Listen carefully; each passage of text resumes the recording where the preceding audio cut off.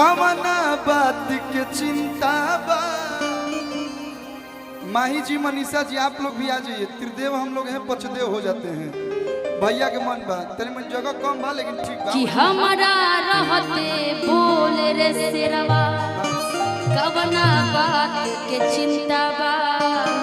मिले न आई पापा भैया के डरे जानू हो छापा पड़ल बाटे घरे।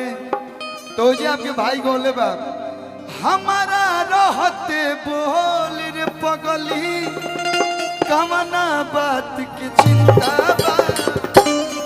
अब आजुओ के डेट में बलिया में कोई बोलता ही रे। जहाँ हमारे कनक भैया हैं, योगेश भैया हैं, ये हमारे कुल भैया हैं, कुंदन भैया हैं, इतने भैया लोग हैं, साथ में सनी भाई हैं। तब आजुओ केहू बोल दी भैया कि तोरा के कौन हाथ लगा दी जब लगा जिंदा, तोरा के कौन हाथ लगा दी जब लगा जिंदा। हमारा रहते बोल रे भैया कौन बात की चिंता बा।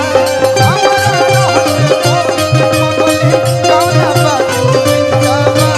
तोरा के कौन हाथ लगा दी जब लगा जिंदा, तोरा के कौन हाथ लगा दी जब लगा जिंदा।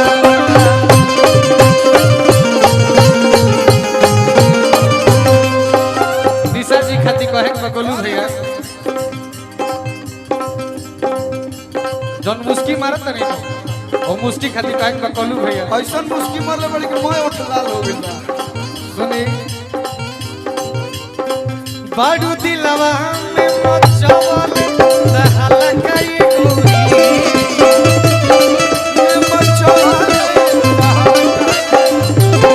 बाडू दिलवा में मचवल रहल कई गोरी जनवा मारे हलका हसल कई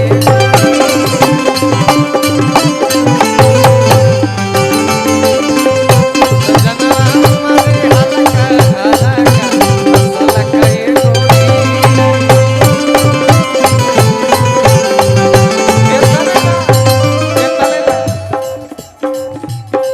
दाते अंगूरी दबाई के कतल कई गोरी।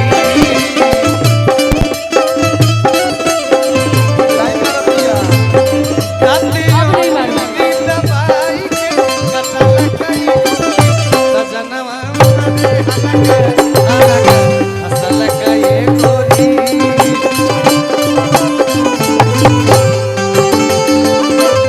सजनवा मारे हलका हलका हसल कई गोरी।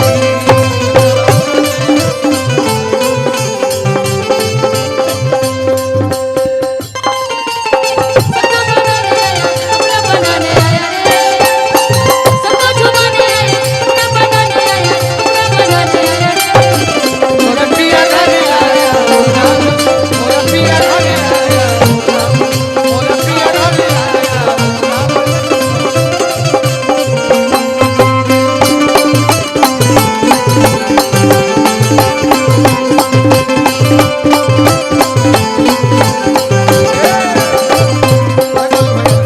तनी हाफ नोट बढ़ा लो ना। हमार कलू भैया इशारा कइले बड़न आम अभियंता।